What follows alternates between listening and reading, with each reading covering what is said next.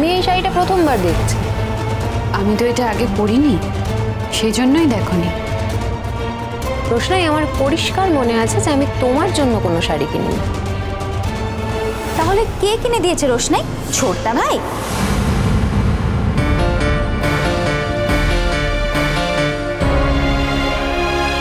তা তো বলতে পারবো না, বোধহয় গরিমা দিদিও ছিল। গরিমাদির বইয়েই গেছে তোমার জন্য শাড়ি কেনার। এই শাড়িটা নির্ঘাত ছোটদা ভাই তোমায় কিনে দিয়েছে, আর সবার জন্য তো গিফট ছোটদা ভাই কিনেছিল। আচ্ছা, তুমি এত কমপ্লিকেটেড কেন রোশনাই? তোমাকে তো একটা সোজা প্রশ্ন করা হয়েছে যে শাড়িটা কে দিয়েছে, কেন বলছো না? রাখা ছিল ওখানে, সবাইকেই দেওয়া হয়েছিল, তাই আমার জন্য ওখানে একটা রাখা ছিল। আরে বাবা, সেটাই তো আমরা জানতে চাইছি, কে রেখেছিল? মিষ্টু, সোজা কথার সোজা উত্তর যে ও দিতে জানে না সেটা তুমি এতদিনে বোঝোনি? অদ্ভুত। এই যে একটু পরে যে নিচে যাবে, ওখানে কেউ কিছু জিজ্ঞেস করলে সোজা প্রশ্নের দয়া করে সোজা উত্তর দিও। সুরঙ্গমা আন্টি খুব কষ্ট করে তোমার জন্য এই ছেলেটিকে খুঁজে বের করেছে। বেনারসের অরিজিন, কর্মসূত্রে কলকাতায় থাকে। তোমায় নিয়ে হয়তো বেনারস ফিরেও যেতে পারে। যদি তুমি এই বেকাতারা উত্তর দাও তাহলে তো বিয়েটা কেঁচিয়ে যেতে পারে। আমি শুনেছি, খুব ভালো হয় তাহলে। আমিও যত তাড়াতাড়ি সম্ভব এখান থেকে বেনারসে চলে যেতে চাই। দেখলে, বেনারসের কথা শুনে কেমন চট করে উত্তর দিয়ে দিল, কিন্তু শাড়িটা কে দিয়েছে সেইটা বলবে না। কে শাড়িটা কিনে দিয়েছে সেটা তো আমি জানি না, তবে তোমাদের সবাইকে যখন স্যারজি গিফট দিচ্ছিলেন তখন আমাকেও একটা প্যাকেট দিয়েছিল, আর সেই প্যাকেটেই শাড়িটা ছিল, ব্যাস। এই তো একটা সিম্পল আনসার। তাহলে তুমি সেটাকে এতক্ষণ ধরে এদিক ওদিক ঘোরাচ্ছিলে কেন? এটা তো বলেই দিতে পারতে যে ছোটদা ভাই কিনে দিয়েছিল। এই বাড়িতে আমার যখন যা প্রয়োজন হয়েছে স্যারজি দিয়েছেন আমাকে। আমি ভাবলাম তোমরা সবাই এটা জানো, কারণ তোমরা এটা খুব ভালো করে জানো যে আর কোনোদিনও কেউ আমাকে কিচ্ছু দেয়নি,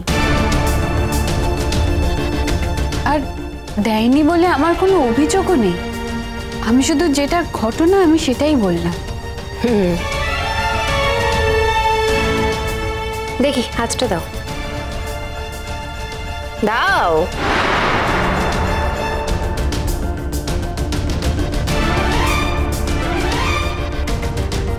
আমরা কিছু দেওয়ার আগেই বাদশার থেকে সব আদায় করে নিয়েছো।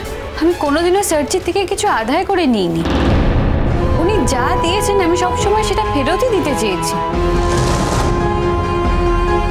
আমি ওনাকে সম্মান করি, মালিক বলে কথা, তাই উনি যেগুলো দিয়েছেন ওগুলো ফেরত দিয়ে আমি ওনাকে অসম্মান করতে চাইনি। সবটা জেনেও যদি তোমরা আমাকে একই প্রশ্ন জিজ্ঞেস করো তাহলে আমি বা কি বলবো বলো? ঠিকই তো, নিচে হাতটা দেবে গো। সেকেন্ড টাইম যেদিন বিয়ের নাটকটা করলে সেদিন পরেছ তো এই শাড়িটা?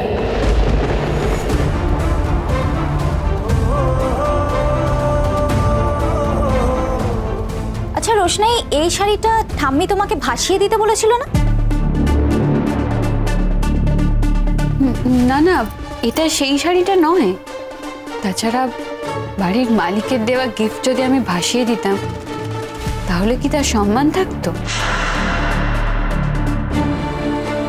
এই তো কাজে লেগে গেল শাড়িটা। আমাদের মতো মানুষদের তো আর খুব বেশি জামা কাপড় থাকে না। সেদিন যে নিজের টাকায় এত জামা কাপড়, ও সরি, বাদশার টাকায় এত জামা কাপড় কিনলে সেই টাকাটা নিশ্চয়ই শোধ করনি। আমি শোধ করতে চেয়েছি, আমি অনেকবার বলেছি, কিন্তু কেউ যদি আমার থেকে টাকাটা নিতে না চায় তাহলে আমার কি করার আছে? না নিতে চাই মানে তুমি নিয়েইছো কেন ইন দ্য ফার্স্ট প্লেস? ও যখন তোমায় টাকাটা দিতে চাইলো তোমার তো না বলা উচিত ছিল। তুমি কিন্তু চাইলেই বারণ করতে পারতে রোশনাই, কিন্তু তোমার তুলনা তুমি নিজে 1 নম্বরের লোভী। কি বললে? আমি লোভী? আমি লোকের কাছ থেকে জিনিস নেওয়ার জন্য হ্যাংলামও করি? যদি তাই হতো আমি তোমাদের সবার কাছ থেকে কত কিছু চেয়ে নিতাম বলো তো। কিন্তু আমি চাইনি তো। কিন্তু তোমরা এখন বলবে তুমি তো যাওয়ার আগেই পেয়ে গেছো। হ্যাঁ, কিন্তু যে লোভী হয় সে পাওয়ার পরও জিনিস চাইতে থাকে। যত জনের কাছ থেকে পারে তারা চেয়ে নেয়, আমি তো কোনোদিন চাইনি।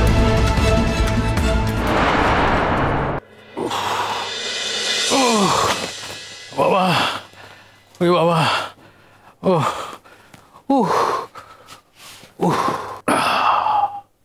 কাকু ভালো আছেন?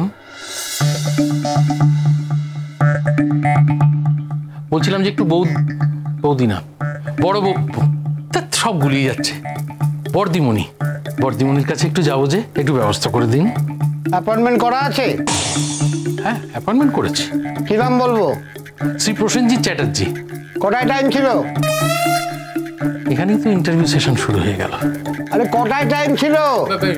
ও তো বেশ 10:30।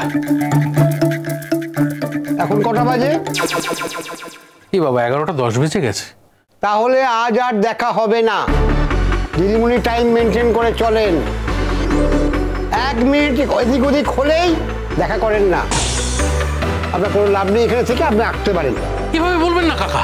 সেই ভোরবেলা বাড়ি থেকে এই দুটো ভারী ব্যাগ নিয়ে বেরিয়েছি। যে বাসটায় উঠলাম, মাঝপথে দৌড় করে বাসটার টায়ার বাস্ট করে গেল। তারপর নেমেছি, খুঁজেই পাচ্ছি না কোনো বাস। অফিস টাইম তো, ভিড় চারিদিকে জ্যাম, একে ধরি ওকে ধরি। দেখুন, এসব গল্প শুনে আমার লাভ নেই। দিদিমণি আজকে আপনার সঙ্গে দেখা করবে না। এরকম করবেন না কাকা, আপনি তো আমার কাকার মতো। তোমাকে তুমি বলি, কাকা তুমি আমার কষ্টটা একটু বোঝো। আমার না অনেক কষ্ট। আমাকে তো বাবা তাড়িয়ে দিয়েছে। ভালোবেসে বিয়ে করেছিলাম তো, বাবা ত্যায্য পুত্র করে দিলেন। কোনো সম্পত্তি কিচ্ছু দিলেন না। আমি ভালোবেসে বিয়ে করেছি তো, সেটাই আমার অপরাধ। এই ব্যবসাটা দাঁড় না করাতে পারলে আমি, আমার বউ, আমার বাচ্চারা সব না খেতে পেয়ে মরবো।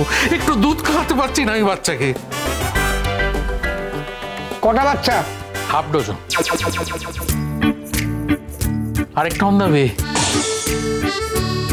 সবাই না খেতে পেয়ে মরে যাবো যে কাকা। দেখছি, তবে আশা করা যায় না। আমি কিন্তু কাউকে কোনো কিছু কিনে দিতে বলিনি। কেউ যদি আমাকে কিছু কিনে দেয় তার দায় তো আমার নয়। আমি তোমাদের বাড়িতে থাকি, তোমাদের বাড়ির সম্মান বাঁচানোর জন্যই আমাকে জামা কাপড়গুলো কিনে দেওয়া হয়েছিল। কারণ তোমাদের বাড়িতে অনেক লোকজন আসে, তারা আমাকে দেখে। তাছাড়া আমি তো 2টো জামা কাপড় নিয়েই এসেছিলাম এখানে, আর এতগুলো মাস তো পেরিয়েই গেল। জামা কাপড় তো আমার প্রয়োজনই ছিল। শুধুমাত্র নিজের টাকা ছিল না বলে আমি কিছু বলিনি।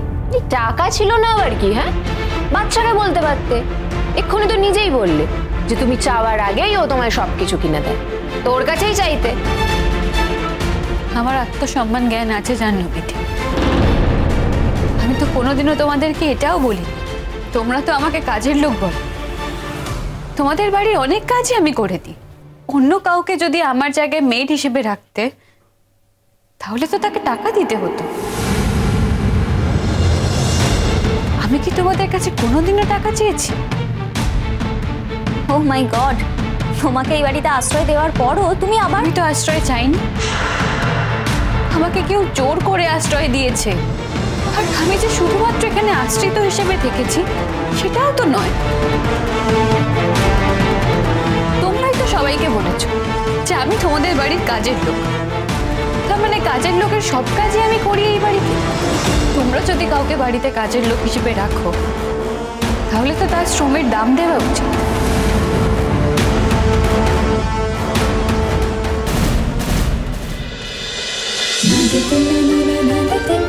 रोशनाई